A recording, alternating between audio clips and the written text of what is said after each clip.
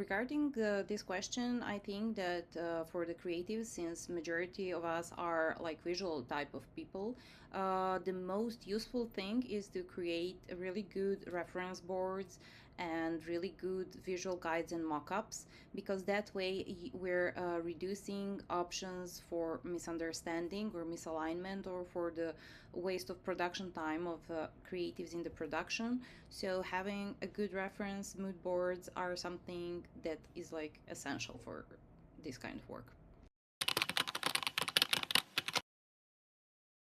Basically, the criteria that you use is specifically defined by your goal. So depending what is your end goal and what outcome you wish on the production level to achieve, then you are choosing the creative direction that aligns with it the best. So for example, let's say that your goal is to have increase of the players engagement. You're gonna go for the direction that is gonna provide most fun, less pressure, and less demand from the player per se, and that will give a player a feeling of accomplishment and happiness and victory, so that way they will continue to play.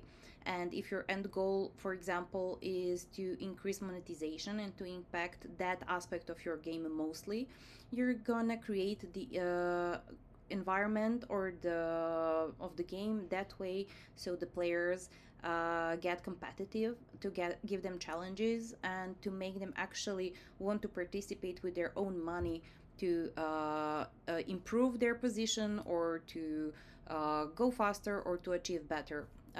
So depending on your end goal, you're gonna choose your creative direction in the most suitable way. And also important thing is that the best creative direction does not necessarily need to be your own. It requires for a person to be like really the big professional and to accept other people's approaches and to agree on the change of direction if that one is like the most suitable toward the end goal. I would say that what has the biggest influence on the players are the learned patterns. So basically, you want to sort of teach your players in a certain way to think and to react on certain things. By that, I mean to create sort of like mini brands or to create some sort of like color coding that's really, really unmistakably recognized every time, even without their like consciously, like thinking about that. So for example, if you're having this certain type of the challenge, you are going to use always the same color palette for that kind of challenge and that type of challenge. So the next time player gets that screen, they will automatically know what to expect, like in the general way.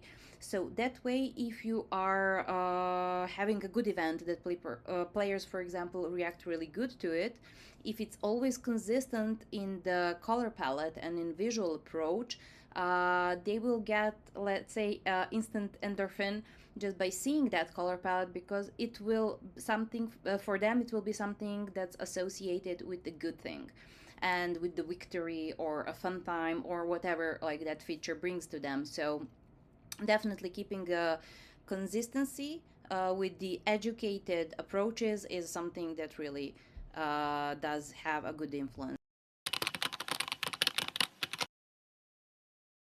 Well, here I believe it's really big responsibility of the creative leaders and their approach to the work, because there will always be, especially in the live ops, a lot of pressures, a lot of requests, changes, even like complete direction changes in the middle of the production due to the specifics of the work. But I think that what is most important is how the art lead approaches it and how it delegates tasks to the creative members, because you can't constantly put the highest pressure on the same few creatives. Like you need to switch the amount of the pressure. So for example, if the creative A is working on some high pressured event right now, next project needs to be a low pressure one, because otherwise, so you need to create basically a dynamic that you have a bit of low pressured periods or projects depending on the timeline and the production organization, but overall it needs to be balanced, because if you keep constantly someone on like the high end, it's gonna be impossible. And the trick is to recognize what task for what creative is most challenging or most easy one, and to dedicate tasks accordingly among your team members. I hope it represents a nice opportunity for people to get more awareness, knowledge, and grow their network.